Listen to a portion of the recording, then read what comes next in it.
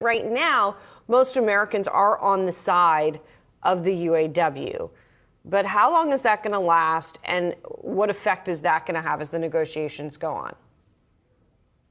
Well, I think the communities that are where the striking plants are will be the most affected to begin with. And so they'll work to increase solidarity among those workers. But Sean Fain has been very good about moving public opinion and emphasizing various aspects of public opinion. As the longer the strike goes on, the more effect it will have on workers. But it's the job of the union to really keep the solidarity together of its members and the public at large. And Peter, I want to ask just a follow-up question. I mean, we just heard Sean Fain talk about they don't want to be millionaires, they don't want to be billionaires, they just want fairness. Is there, what seems to be the priority for the union, and especially when you think about pay? And there's truth to the, divergence in CEO pay between worker pay, right? When we're talking about a variety of industries, there's been a big increase over the years, going back to from the 70s to now. What stands out as the priority from the unions? I think right now pay is a priority, and they have effective arguments there in that there's been a decline in real wages since the mid 2000s in the auto industry.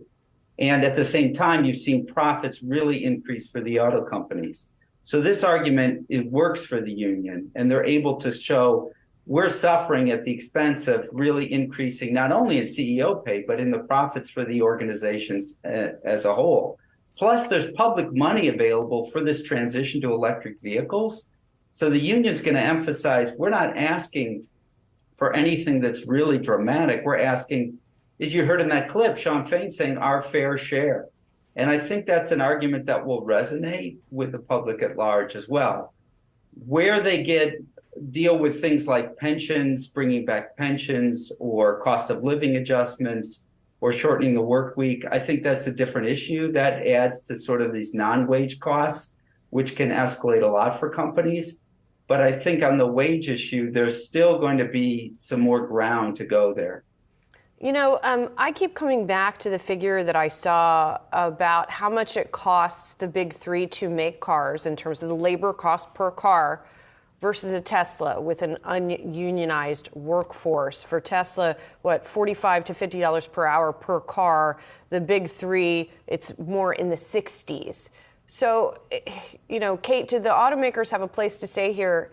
It is expensive. This is causing, even though I guess the executives are making the money that they're making, but in terms of the profit margins and the cost per car, that they are getting squeezed to some extent.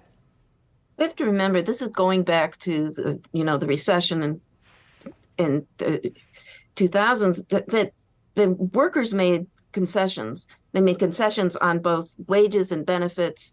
They ended up with a two-tier, which is very destructive for workers because it has workers working alongside each other, making different pay, more temporary workers. Meanwhile, the companies are making profits. Not just this year, but in the preceding years, and they've decided to put the profits into, to the CEOs and not the workers. So workers are angry, and yes, the company is, concerned about their future profits, but the workers feel like they sacrificed both in the recession and then during COVID, and they feel like the company was asking them to sacrifice, and they're not making the sacrifice.